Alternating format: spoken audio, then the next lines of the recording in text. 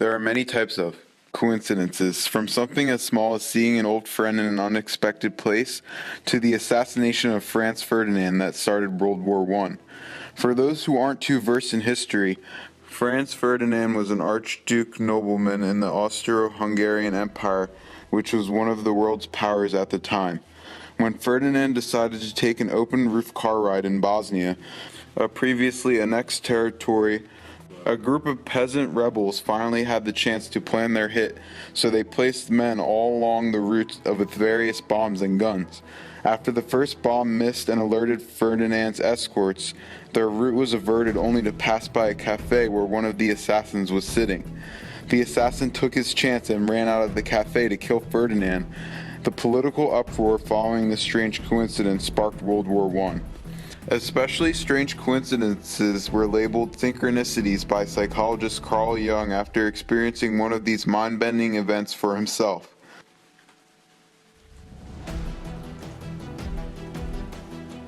During a psychotherapy session, a woman was describing a dream she had where she was given a very specific piece of jewelry, a golden scarab beetle, and she asked Jung what it meant.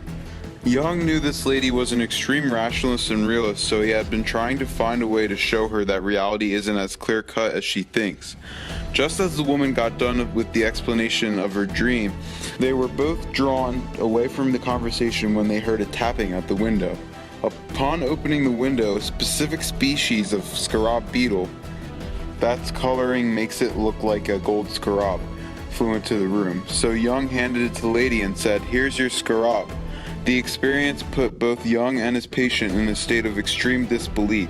Jung said he never saw anything like it and that he would never see anything like it ever again. Could the phenomena of synchronicities be one of the channels through which humans can get in touch with the untouchable?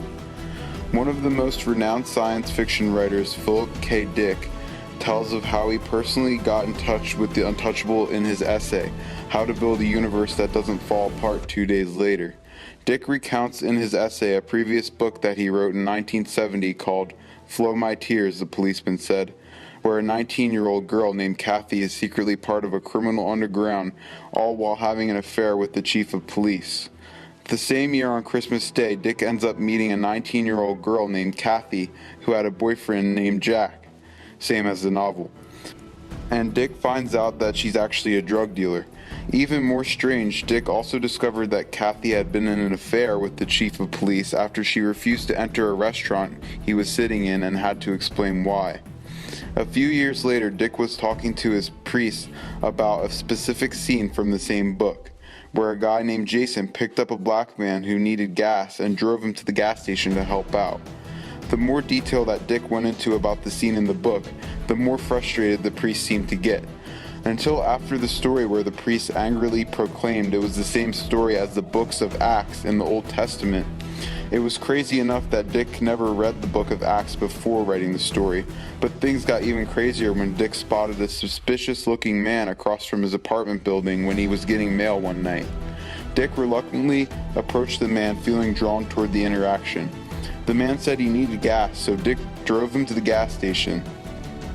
Dick was left completely speechless after realizing that the gas station, the black man that he was helping, and even the conversation they had directly mirrored the scene in Dick's book and the books of Acts verbatim.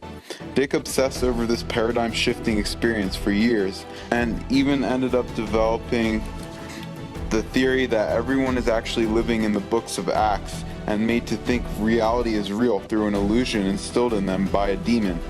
Though his theory is debatable, what isn't debatable is that this synchronicity completely changed Dick's life.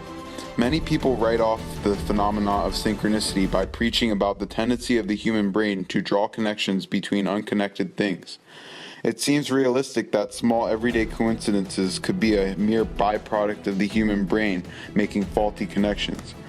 But when an experience arises that completely shatters a person's grasp on reality, is it so easy to draw the same conclusion? When people experience extreme synchronicities, they always describe the same sort of feelings associated with the mystical experience. The air in the room becomes thick. There's the sense of an outside presence. They almost feel as if reality isn't real. Could the power of synchronicity really be blurring the lines between the material and spiritual worlds?